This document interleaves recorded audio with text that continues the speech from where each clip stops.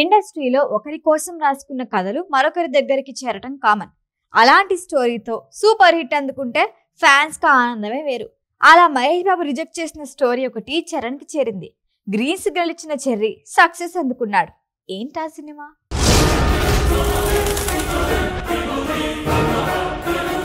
సాధారణంగా దర్శకుడు తాము కథలు రాసుకునేటప్పుడే ఓ హీరోని అనుకొని తన బాడీ లాంగ్వేజ్ కు అనుగుణంగా స్టోరీ, డైలాగులు, స్క్రీన్ ప్లే రెడీ చేసుకుంటారు. కానీ అనుకోని పరిస్థితుల్లో వాళ్ళు బిజీగా ఉండటము, మరో ప్రాజెక్టులకి కమిట్ అవటము, కథ నచ్చకపోవటము, ఇలా వివిధ రకాల కారణాలతో రిజెక్ట్ చేస్తూ ఉంటారు. అలాంటి టైంలో సెకండ్ ఆప్షన్ ఎంచుకుంటారు దర్శకులు. అలాంటి స్టోరీస్ చాలా సందర్భాల్లో బ్లాక్ బస్టర్ హిట్ అందుకున్నాయి. ఇప్పుడు మనం చెప్పుకుంటున్న సినిమా ఎవడు. వంశీ పైడిపల్లి దర్శకత్వంలో వచ్చిన ఈ సినిమా కథని ముందుగా మహేష్ బాబు కోసం రాసుకున్నాడట. అప్పటికి మహేష్ బిజీగా ఉండటంతో నో చెప్పాడట. అప్పుడు చరణ్ దగ్గరికి వెళ్ళింది ఆ స్టోరీ. కథ వినగానే అద్రిందని చెప్పి డేట్స్ ఇచ్చేశాడట. ఈ సినిమాలో అల్లు అర్జున్, కాజల్ గెస్ట్ రోల్లో మెరిశారు. కాలేజ్ స్టూడెంట్ అయిన రామ్ చరణ్ తన స్నేహితుడు ఉండే కాలనీని కబ్జా చేసే విలన్ కి ఎదురు తిరుగుతాడు. తన ఆధిపత్యం కోసం అడ్డుగా ఉన్న చరణ్ ని చంపేస్తాడు ఆ విలన్. తన కళ్ళెదురుగా చనిపోయిన చరణ్ తిరిగొచ్చి షాక్ ఇస్తాడు. ఈ మధ్యలో మిస్సింగ్ లింక్ ఏంటన్నదే ఎవడు స్టోరీ. సస్పెన్స్ ని బాగా క్యారీ చేసిన వంశీ పైడిపల్లి ఎమోషనల్ సీన్స్ ని హ్యాండిల్ చేసిన విధానం బాగుందనిపిస్తుంది.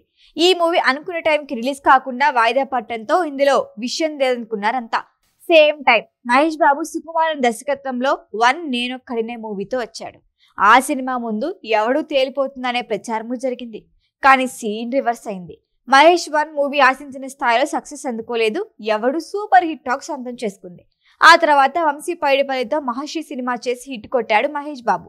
ఎవడు ఒక్కటే కాదు, చాలా బ్లాక్ బస్టర్ మూవీస్ ని వదులుకున్నాడు మహేష్ బాబు. అంతెందుకు, రీసెంట్ గా బన్నీని నేషనల్ స్టార్ ని చేసిన పుష్ప మూవీ కూడా ఫస్ట్ మహేష్ దగ్గరికే వెళ్ళిందట. Sandeep Reddy Vanga recent success animal కూడా మహేష్ నటించాల్సిన సినిమానే కానీ రిజెక్ట్ చేశాడు. ఇంకా ఈ లిస్ట్ లో ఫిదా, వర్షం, ఈడియట్, ఏమై చేసావే, గజనీ సహా చాలా సినిమాలే ఉన్నాయి. అయితే అదే టైంలో శ్రీమంతుడు, భరత్ అనే నేను, మహర్షి లాంటి సూపర్ హిట్స్ అందుకున్నాడు. మొత్తానికి మహేష్ రిజెక్ట్ చేస్తే సినిమా సూపర్ హిట్ అనే సెంటిమెంట్ ఇండస్ట్రీలో బలపడిపోయింది.